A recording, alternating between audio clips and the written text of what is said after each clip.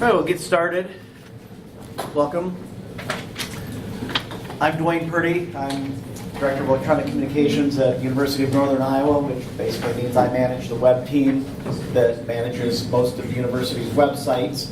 And Celeste Parker is also presenting with me. Her name wasn't on it because she wasn't on campsite yet before when I decided to submit it. In fact, I think she was in Colorado when I decided to submit it and said, Celeste could do this one with me. So I'm going to give you a basic overview of what we wanted and then show you the dashboard, and then Celeste can explain how some of the connections were made and answer any questions anyone has. So, like I said, we manage, in our Drupal installs, we manage about 200, a little more than 200 sites in a Drupal multi-site. And each site is its own install that symlinks back to the multi-site's base modules. So we wanted a way that was simple and clean and easy to scan to monitor some key things about all of our sites, not the least of which security updates. As we talked through building it and it became reality, the normal things kept coming up like, hey, what if we added this to it, or what if we added that? And we kind of put the brakes on and said, let's really just put the things into it that we really want. Let's not get too much feature bloat going on and making it do too much. So we've got quite a bit going on, but we feel like everything that's in there are things that are useful to us. So Celeste did the bulk of the work. We've got 2 other developers on our team. Everybody kind of contributed. Mostly mine was, hey, can you put this in it? This would be cool. And then she made it happen. So you'll see some different servers, and just to explain a little bit of the terminology we're going into with it. We have 2 different server stacks. One's called Sunny, the other one's called Cloudy. And Cloudy is our primary one. Sunny is kind of the old one that still has a few Drupal sites on it and a lot of other HTML faculty sites, things like that. Cloudy is our primary concern. Cloudy and the dev and stage servers that go with Cloudy.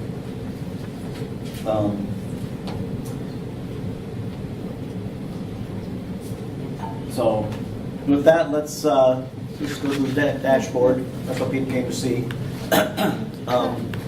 So this is our dashboard. I'll let Celeste explain most of it. A couple of things. You'll notice basically everything's on 7.5.6. That's because everything's in a multi-site. So it's all running off the same base install. But where the Drupal version will become useful to us, more useful to us later down the road, is when we start adding in Drupal 8 sites in a multi-site. And then we can quickly pick out, not necessarily the version, but which ones are in 8 and which ones are in 7. And we're working on sometime in the near future, being next month to December, starting to add more Drupal 8 sites. We have 1 right now in there. The other thing that you might look and say, why is Google Tag Manager important? We've got a lot of sites we built that originally had the Google Analytics module in it, and we've inherited a lot of sites that have the Google Analytics module in it and that we now manage for them. We manage the site, departments still take care of the content, and we've been in a process of switching everything over to using Google Tag Manager instead and putting the Google Tag Manager code in the html.tpl.php file and turning off the Drupal module. So that's telling me, especially as we brought new sites over, which ones have made the GTM conversion and which ones are still using Google Analytics module or some other method of getting it in, or in a couple cases not even having analytics on them at all. So that, I'll let you explain what everything is and what it does. Can you make that just a little bigger? Yeah. For us old days. Yep. There we go. Okay. Okay, so just going across the top menu here, the site list, this is our Cloudy stack of sites.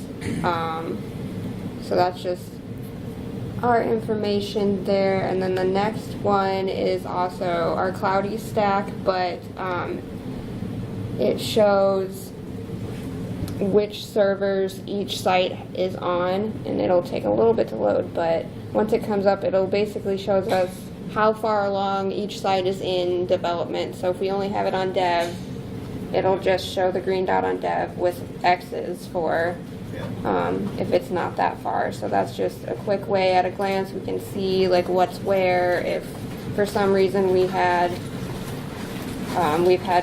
a turnout like maybe a site is only in production and not on stage and dev because something went weird. That's happened before, but we can tell from this dashboard view that this next one is our Drupal bases. So this is the bases to our multi-site. Just information about that.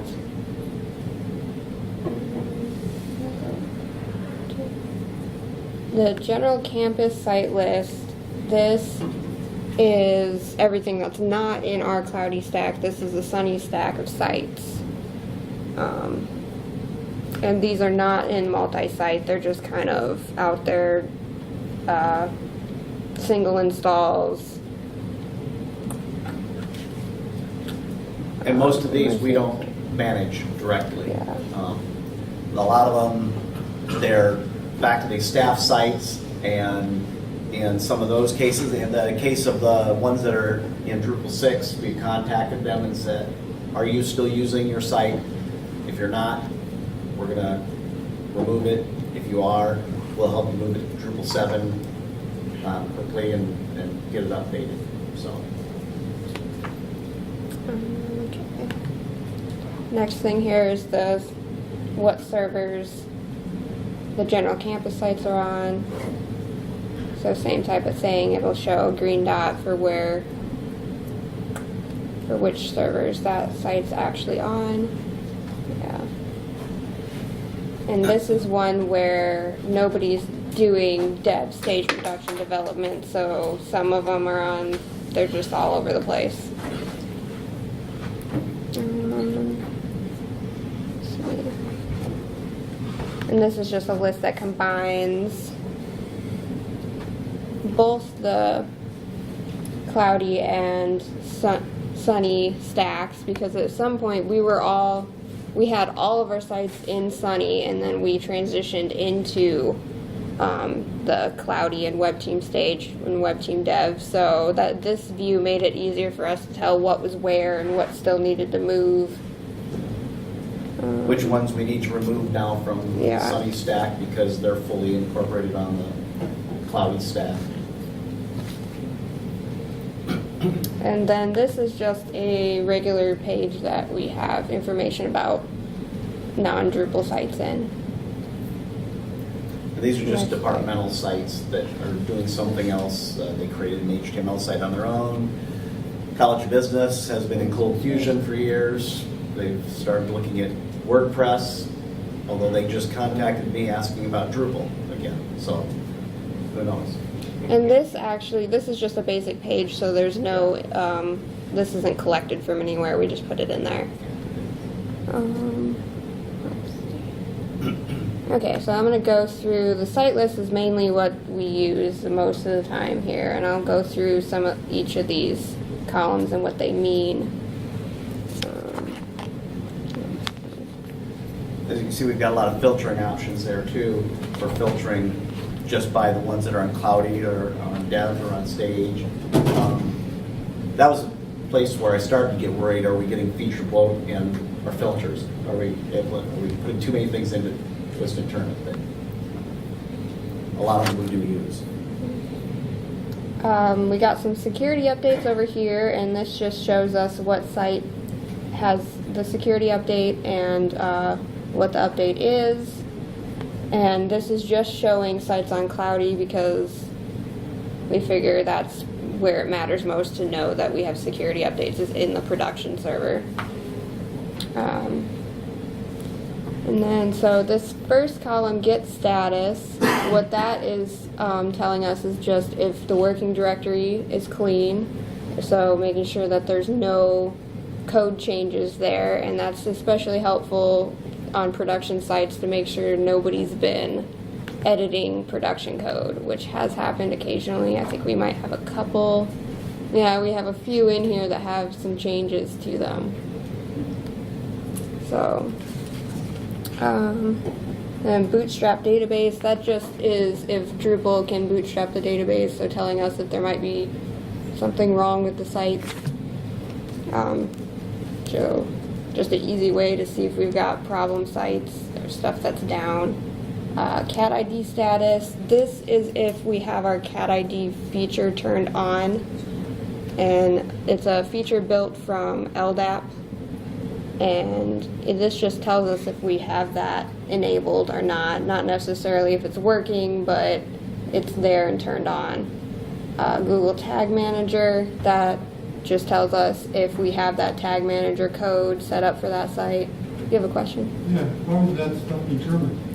I'm going to get into that once I go through what, like, it is. And get into how this is all collected into here. Let's see. Database updates. That's if the site needs any updates to the database that aren't ran yet. And up to date is checks if core or any modules have updates in that site.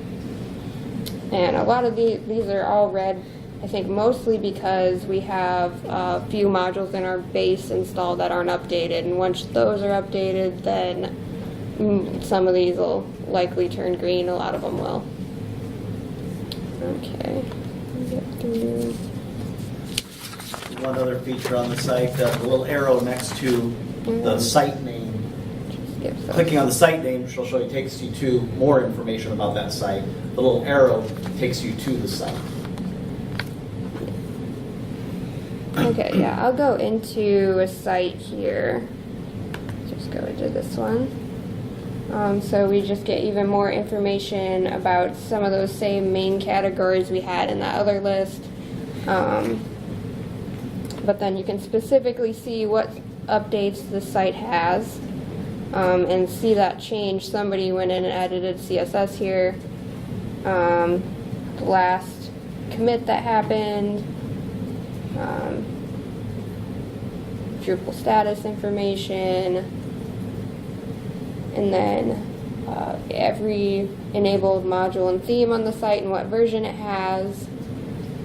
And then down here, information about the directory and file permissions. So sometimes file permissions go wonky, and then this is just a quick way to see an overview of what the site has. And the 777 is because these are our symlinks, so that's why permissions on that are set that way. And then we have a user list of all the users on the site.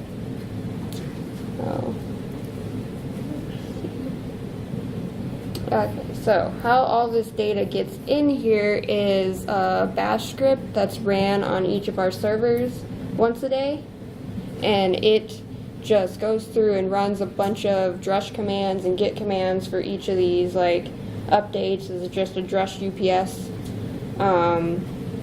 and just collects that output into an XML file, and then Drupal feeds pulls in that XML file.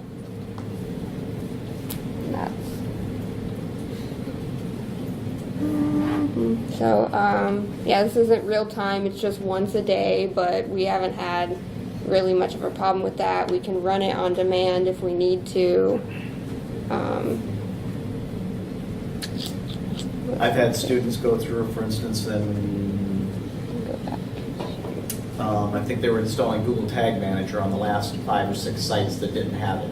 So once they got done installing Google Tag Manager, then I reran the report, which takes an hour or so. Yeah. It takes an hour or two to run and to come back. Then I ran the report and checked it later to see if, yeah, they did catch everything, and there were 1 or 2 that were missed, and so.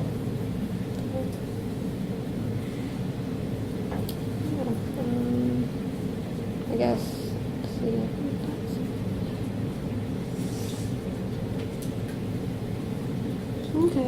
Well, that's pretty much it. Anybody have any questions?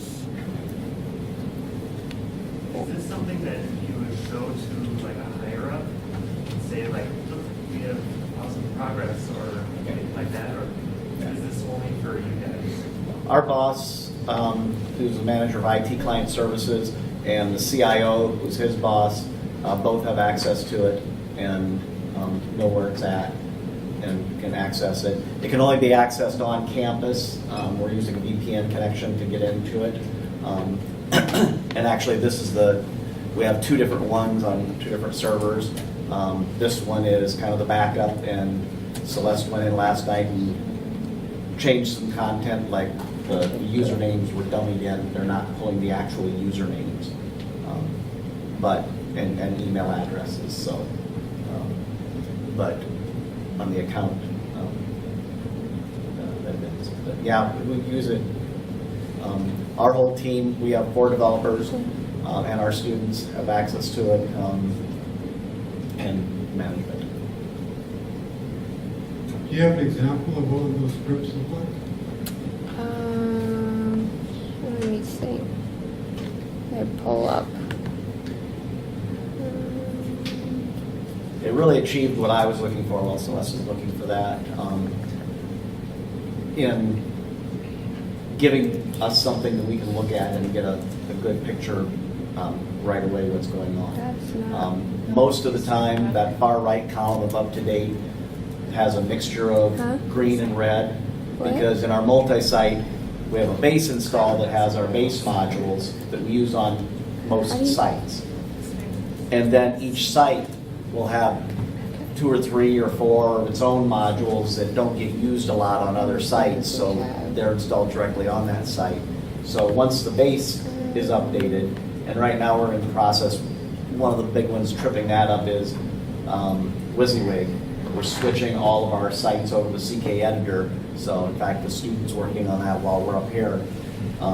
Once that's done and we turn WYSIWYG off, then that'll let us go back to green on the base install.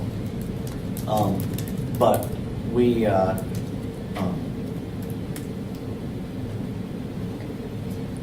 me find it. we use it every day to see where we're at, especially checking the security updates, which those actually popped up on Wednesday. When I was lamenting, Celeste and I met early in the morning, around 9. And I was like, geez, I wish we had some security updates listed there to show people, because there were no security updates. And a couple hours later, she messaged me and said, we have security updates. And I said, well, did you just roll something innocuous back? Or she's like, no, they just popped in. And once we looked into them, the 404 search security updates, we read through the documentation. She went and double checked the sites, and there were certain conditions. You had to be an administrator on the site to take advantage of it.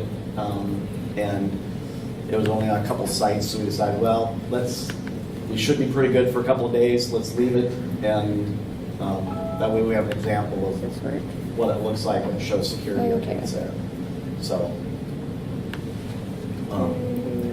and as far as the modules in other sites, we have a student that goes through and is working his way through the list of all 200 to get those all updated and then keep them up to date. Because that's been the biggest problem, having 200 plus sites. The multi-site lets us get away from having to continuously update every module folder. We update the modules folder in the base install and the core code in the base, and then we're done. Except for making sure we didn't break any sites and do that. So. Okay. So basically what this is doing is looping through all of our directories we have 2 root directories here. We loop through them and just run all of these commands. So like get status, let's see, drush status here, bunch of stuff, and XML print is just a function that prints it out, appends to an XML file that I have set here, this hostname site info file.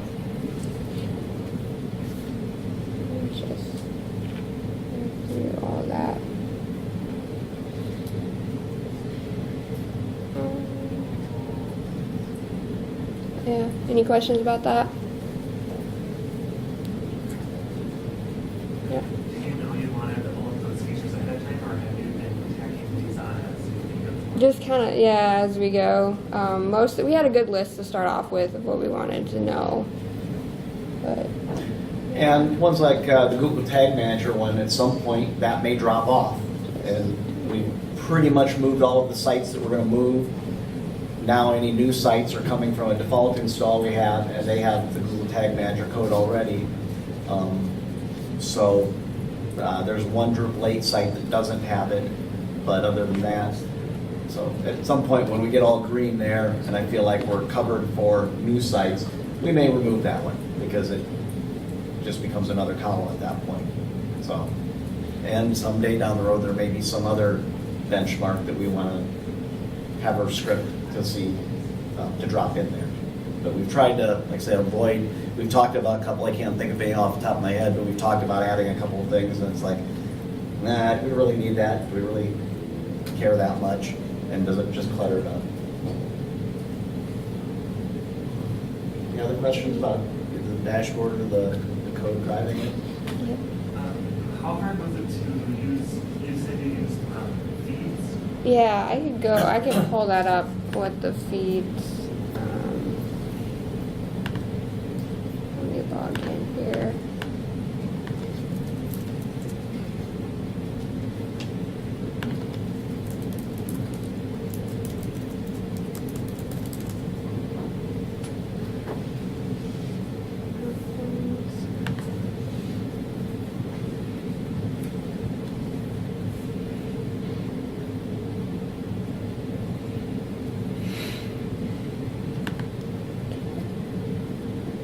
Okay, so there's one for each server, for each of for the site information, and then for the base information. There might be probably an easier way to combine this, since a lot of this is repetitious. These are basically set up the same way, but it's just this XPath XML parser as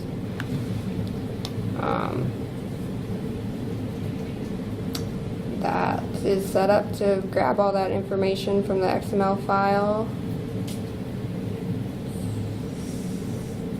mapped into the Drupal content question type. that'll add to this. Why did you choose XML versus something different, like JSON or anything That's just what I knew how to do. So else? it There's was a lot like, of people I know that wish to go away from XML because of how structured it needs to be, that if you like screw up one spot, like it doesn't work at all. Whereas like at least JSON, like it's easier to figure out where your run is or something like that. I don't know. Plus I a lot just of people say know. that JSON is like the language of the future. I'm management, so I trust Celeste to make the right decisions on these. You're using feeds that to import the data from the XML file, is that right? Is that- Yeah. Yeah. Okay, so then also JSON is a native parser for feeds, if I remember correctly, but XML is. Yeah. So it's a lot easier just to stick to that with stuff.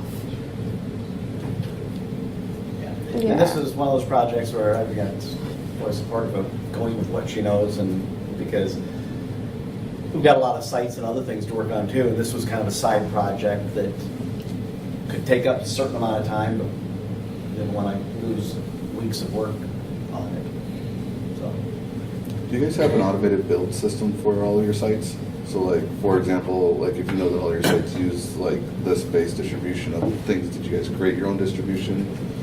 So that all the sites that need like XYZ modules get it? No, not really. not as a distribution, but Yeah. we have a base install that we clone when we need a new site. It's using upstream. So it's sitting there on our server, on our dev server, and we just clone that. We have a script that clones it and does all the proper things and creates a new install, and creates the symlinks that we need for the multi-site, and it's so easy, even I can run it. And do it. So, and that our base install has all the modules we, well, it symlinks to all the modules that are in our base. And it has the basic features that most departments want, slideshows, a news area with a archive area, and things like that, so calendar. And then we customize, then all we have to do is customize it with mostly CSS as configuration. We don't have to build every feature from scratch. Yes. Do you have special code for Drupal 8 versus Drupal 7? No, the Drupal 8, we have to kind of make some tweaks for that. Like, for example, if you use Composer, it has a different directory structure and stuff like that? For For example, modules and themes are at the root level now right, instead of inside yeah, all of each this site. code is for Drupal 7 and how that works. So At this point, we only have one Drupal 8 installed, and it's a standalone install. We don't need a multi-site yet for it. We're working on, that's one of the things we're working through is our Drupal 8 default install, and how do we work with that in a multi-site to build out more sites and continue with using the multi-site structure that we have. So at some point we'll have to figure some of that out, even for the dashboard. But right now we're still at the stage of how do we want to build a multi-site with Drupal 8. Did you look at any sort of open source or existing things that were already out there that offer similar dashboard across a bunch of sites functionality? yeah, we did. I don't remember what it was called, but there's one that you had to put a Drupal module on each site, and for us it was just easier to build this because it'll just loop through all the directories, collect all that information in one spot, and then I just import it, versus we go through all our sites and having you install a module on each site, make sure it's enabled and turned on. And I think there might have been some issues with collecting information from dev stage and production with that module, if it got confused between the different sites. I think that And some of it was in looking at those, what do they give us versus what do we want? And here we came up with exactly Yeah. the information that we want to be able to see. Yeah, and the Drupal module wouldn't be able to collect information about the file settings and file permissions, and that was something we wanted in there, so we went this direction. Are all the sites on one server? Yes. Well, all of the, They're hosted all there's a on- dev, there's a stage server, and there's the But all the production cloud sites- server, but all the multi-sites are on one server. Yes. And they're the only ones on that. One of the reasons we moved them from Sunny to Cloudy is Cloudy just has on production 200 and change sites that we have in production that we manage, where Sunny has 1,000 or 2,000 sites that are faculty and staff sites and old sites and a lot of junk. So it was separating for two reasons. One, to give us a cleaner stack to be able to look through and work through, and the other was for security. If somebody did something on their site that would bring down the server, then they can't bring down the main website anymore. I say anymore because we've had computer science students who had project sites that would start running a script that would bring down the site, or bring down the server. They're actually now segregated off on their own student sites, the student class sites or project sites are off on their own server altogether as well. So did you track how much time and effort it took to build all this? Do you have any idea? I had a basic thing working in a day, because it was just making that XML file, because I knew how to build a feed importer. So, And then from there it was, hey, can we make it do this? Can Yeah. you look this up and can you add that? And yeah. so it was a little bit of time each time that. There were a few times when I got kind of a response back of, I'm not sure that's possible. And then she'd go figure it out. So.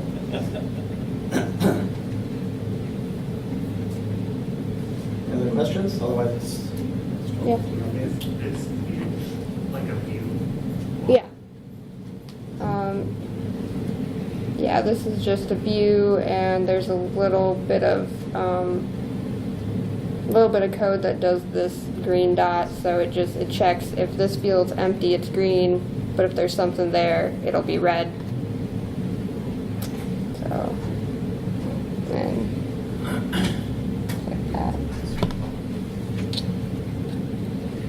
okay, thank you very much. It's 12:15, and we have lunch laid out. If you have any other questions, you can stop up and we'll stick around and go to lunch.